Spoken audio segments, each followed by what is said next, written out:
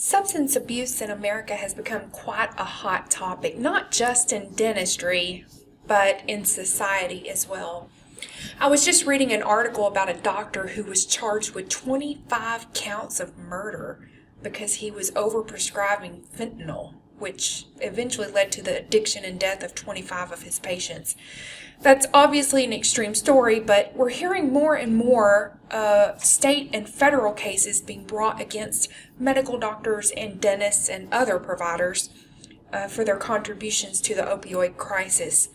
In this video, we're going to dive into the various types of substances, their systemic effects, and the implications of substance abuse for the dental hygienist. Now, I don't want to bore you with reverberating the objectives for the lecture, so I'll just let you read them. I would hypothesize, though, that there isn't a single person watching this video or listening to this video who has not been personally touched by substance abuse, whether it's alcoholism, prescription drug abuse, or street drugs. Perhaps you have a family member or a friend who has suffered from addiction, and sadly, we do have an opioid epidemic, and I fear it's not going away anytime in the near future. Let's go ahead and dive into the different types of substance abuse. And let me just note here at the top that while we can all agree that substance abuse includes the use of nicotine, we will not be discussing nicotine in this video. It's probably no surprise that alcohol is the most used mood-altering substance in America. Alcohol enters the bloodstream within 5 minutes of ingestion, obviously on an empty stomach, and can remain for up to 4 hours, depending on many factors like the rate of consumption, the weight and height of the drinker, if any food was consumed. Alcohol slows our reaction time. It can cause slurred speech. It can give the user a general feeling of well-being. Alcohol is actually a great anxiolytic, but too much alcohol over a long period of time can have some pretty serious consequences. Alcohol is known to cause cardiac arrhythmias. There's something called the holiday heart syndrome, and it is caused from an arrhythmia induced by alcohol, which is consumed over a holiday period because some people only drink during special occasions. So there's a higher incidence of heart-related issues after holidays due to holiday heart syndrome. But it can also cause high blood pressure, liver disease, an increased risk of pancreatitis, and even many cancers. Of particular interest to us as a dental professional is the increased risk of oropharyngeal cancer associated with the excessive and prolonged use of alcohol. In fact, people who consume 3.5 drinks or more a day, which seems like a lot, but in our society, what we consider 1 drink might actually be 2 drinks. So those who consume 3.5 drinks or more a day have at least a 2 to 3 times greater risk of developing cancer than a non-drinker. Other oral implications include an increased risk of bleeding, particularly if there's any liver damage. Along those same lines, if liver damage exists, amide, anesthetics, and benzodiazepines may not be metabolized at a usual rate. So we really want to know if there's any liver disease or dysfunction as a result of the chronic alcoholism. Chronic alcohol can inhibit neutrophils, which may increase periodontal inflammation. And of course, salivary flow may be compromised, which leads to an increased risk of caries. Hallucinogens include cannabinoids like marijuana and CBD and THC, hashish, LSD, and PCP. Most people are familiar with or have at least heard of CBD oil because it's been so commercialized. But both CBD and THC work with receptors that release neurotransmitters in our brains. But it is the THC that is the main psychoactive component, which makes people feel high. But patients who are high on cannabinoids may have bloodshot eyes, they might feel relaxed or confused or maybe hungry. They would have a distortion of their senses, so a heightened sense of sight, smell may be altered, touch may be altered. Marijuana is well known to cause a decrease in nausea and pressure behind the eyes, which makes it a popular choice for patients suffering from cancer-related nausea or from patients who have glaucoma. It's very likely that you've encountered patients using these, whether they're forthcoming about it or not, but they are becoming more and more comfortable sharing that with us because of the increased societal acceptance. It's more unlikely that we would have a patient high on LSD or someone who would admit to being high on LSD. People who use LSD can become quite dangerous, violent.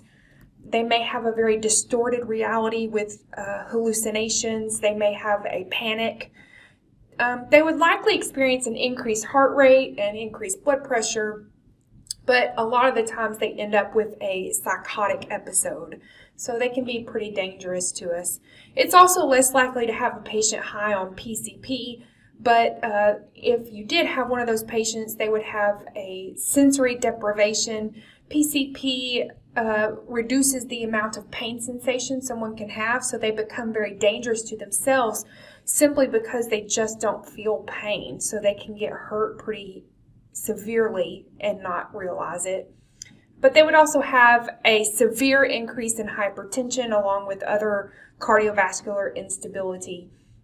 Obviously, a patient who's on LSD or PCP would not be getting care at that same time. So we just don't see that very often in the dental office itself. Probably more likely that you would see a family member of a patient who was high on LSD or PCP rather than the patient themselves. Use of inhalants is often neglected in the discussion of substance abuse, but we do see this from time to time. A study that I was reading said the typical inhalant abuser is 19 years old, usually male and unmarried. According to one study, 62% of inhalant users initiated use purely out of curiosity. So these substances are readily available, they're easily accessible, and that makes them an easy target for especially younger people. But the use of inhalants will reduce impulsivity. It can cause euphoria, giddiness, an altered level of consciousness, slurred speech. They're not going to make very much sense. They'd be very drowsy. Again, this is another substance abuse that you're not going to see immediately in the dental office.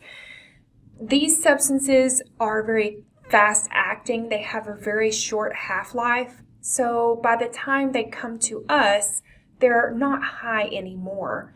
Long-term use, though, can result in headaches, dizziness, vomiting, loss of consciousness, and frostbite of the lips, the nose, the vocal cords, because many of these have refrigerant in them. When we talk about inhalants, I'm talking about computer duster, Cool Whip in a can, oven cleaner, any type of inhalant like paint, markers, glue, anything that they can sniff to get a very quick, very immediate high. Many of these have nitrous oxide, which is what the duster has in it. And so they really like the duster. It's just that it's very fast acting and it's fast leaving. So they have to continually use the duster in order to stay high. So for these patients, we really want to avoid offering them nitrous oxide as an anxiolytic because they already have an inhalant addiction. Even if they have recovered from that, it could cause a relapse. It would be very difficult to identify an inhalant user.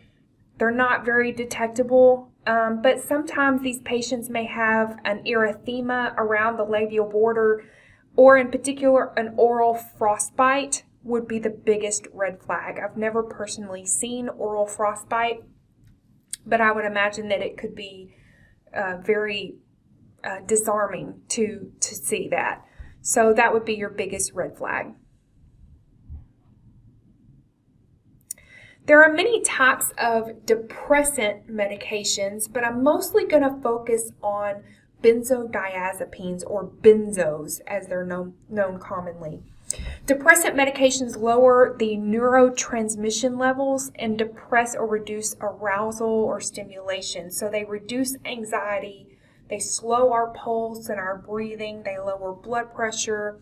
They can make us fatigued, impair coordination and memory, and also cause slurred speech. Benzos are great for us in dentistry because so many people have anxiety-related issues just in regard to seeing the dentist. But we have to use these with caution because they are highly addictive. In fact, most states now require dentists to receive additional training and certification in sedatives before they can prescribe the medications. Tolerance is definitely an issue in these patients, so patients who've been taking benzodiazepines for a long time are going to need more and more of that medication in order to continue to receive the same effect.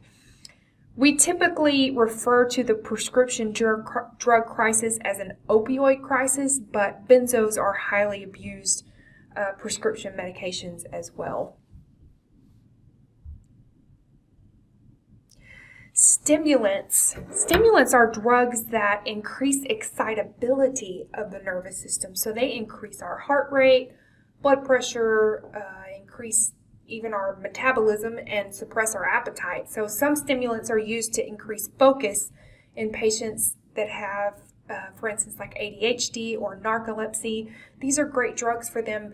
However, prescription amphetamines like Adderall is a very popular one. Those are often abused, especially by college students who need to stay awake and focus for longer periods of time. Cocaine is another stimulant. Cocaine is a recreational stimulant, and it's known by the street name blow, crack, coke, rock. Cocaine can be snorted, smoked, or injected. Patients who are high on cocaine will have very dilated pupils. They'll be very restless. They'll have feelings of grandeur and euphoria. Because cocaine is known to cause arrhythmias and hypertension, the use of epinephrine in local anesthetics is not safe. So treatment should be avoided for 24 hours after the use or suspicion of use of cocaine. We once had a patient in our clinic. We always tease, right, when patients come back from lunch and we have to redo or review their medical history, like what could possibly change over the lunch period. But I'll never forget this. We had a patient that had been seen in the morning for SRP, was coming back in the afternoon for the other side of SRP. But when the patient returned from lunch, he was acting very bizarrely. He was very agitated, very enhanced. He had very dilated pupils, and the dentist was supposed to administer local anesthesia. And she questioned him and asked him if he had taken any medications at lunch, and he said no. He denied all use of anything that she asked him. She finally said, "Sir, I'm going to be honest with you. If I inject this medication into you and you have used cocaine at lunch, I can kill you. Do you want me to proceed?" And he said, I think I might need to reschedule. So it really took her pressing him and just frankly calling him out before he was willing to admit it. We didn't see that guy. I don't know if he ever returned. I really don't know what happened to him, but I thought, of all things, we say, what could possibly change at lunch? And that patient went and did cocaine at lunch. Methamphetamines are another stimulant, and those methamphetamines are known on the street as crystal meth, glass ice, and it's also known as a poor man's cocaine. Cocaine is much more expensive than methamphetamines. Meth can also be snorted, smoked, or injected. Meth stimulates higher levels of dopamine, which is the feel-good hormone. So it causes some twitching and writhing movements. This is what most people refer to as tweaking. So these patients are notorious for having a dry mouth, which they try to quench their thirst with sugary drinks. They'll just sip on these sugary drinks all day. And then the combination of the acidic drug and the xerostomia and the intake of sugary liquids creates a very highly curious environment. The same 24-hour rule applies with meth as well. We don't want to administer epinephrine to someone whose nervous system has already been stimulated. I had a patient once tell me she was a recovering addict, and just getting to know her and talking to her about her drug of choice was methamphetamine, and she not only used methamphetamine, but she sold it. But this patient did not fit the stereotype of a meth addict because her teeth were relatively healthy. Her gums were healthy. There wasn't any decay. And I said, normally when I have a recovering meth addict, they have rampant decay. She said, well, I'm ashamed to admit this, but in order to support my habit, I would steal. And I would steal stuff and then go sell it, and then I could buy. And it wasn't until the later stages that I started selling the methamphetamine. She said, but I knew that in order to continue to steal from these stores, and she said I would go into multiple different stores every single day, and I never got caught because I made sure to eat even when I wasn't hungry so that I would keep weight on, and I made sure to brush my teeth because I knew that if people saw my teeth, they would never think I was a meth addict.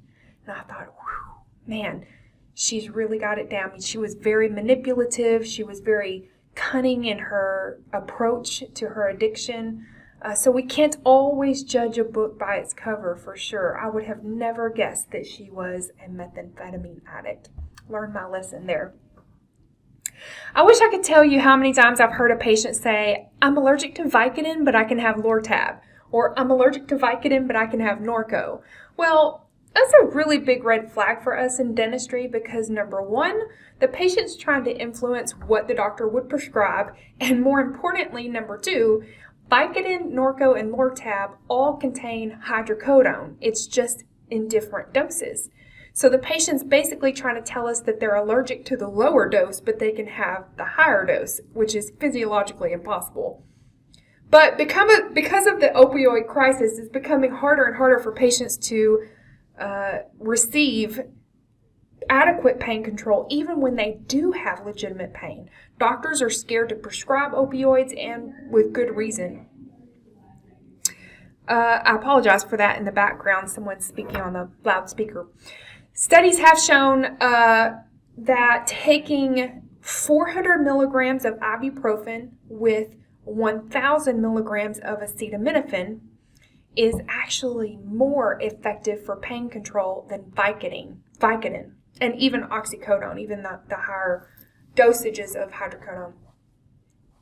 But prescribing narcotics really should be a last resort. For dental pain, the ibuprofen acetaminophen combo really works very well. Now, what our first responders are having to deal with right now is the street use of fentanyl, which is a medication that's 50 to 100 times more potent than morphine. Fentanyl, even in tiny doses, can be deadly. So these first responders get to a scene, they touch a heroin syringe, which is laced with fentanyl, and quickly become unresponsive, and they have to be resuscitated. Drug users build up a tolerance to the medications that they're using. So like I was saying earlier, whether it's a prescription drug or shooting up black tar heroin, over time they need more and more of that drug to create the same effect. So a dose that would kill a non-user will barely even get an addict high anymore. For this reason, the first responders typically carry Narcan. Narcan is an opioid agonist, which reverses the effect of the drug and can treat an overdose. But Narcan only works for opioids such as codeine, fentanyl, morphine, oxy, hydrocodone. Patients with an opioid addiction should never be prescribed additional opioids. We have to find alternative methods of controlling their pain whenever possible. But please remember that Narcan only works for opioid medications. It will not work in other types of overdoses. Here's a really good visual of how different types of drugs affect the pupils. So typically the opioids will constrict the pupils, depressants and marijuana may cause redness, and hallucinogens and stimulants will cause dilation of the pupils. Once a person becomes addicted, he or she is going to struggle with addiction probably their entire life. Always there's exceptions, but a lot of people, once they become addicted, it is just a vicious cycle. There are 6 stages of change that an addict can go through, often more than once. They'll go through this many times. It starts with pre-contemplation, though. That's when an addict has really no intention of change. He or she might not even be aware that there's a serious problem. Then they begin contemplation, where they realize, well, maybe I have a problem. I'm just not really ready to make a change. And then they have preparation. They want to make a change and they intend to do so. And then when they take action, there's going to be a modification of behavior. And then after some time, he or she will have a sustained change where the new behavior replaces the old behavior. And this would be the maintenance phase. And unfortunately, it is very common for relapse to occur. But with each relapse, the addict tends to learn from his or her mistakes. They learn maybe that the situations they need to avoid, people or things or places that they need to avoid, which may trigger their need for drug abuse. But these are the stages of change which are pretty universally understood. Okay guys, that's going to be it for our lecture today. If you have any questions, please feel free to reach out to me. Otherwise, if you are a student in my class, in order to get credit for this lecture, you're going to want to submit to me 2 signs and symptoms of heroin use and methamphetamine use. 2 signs and symptoms of heroin and methamphetamine use.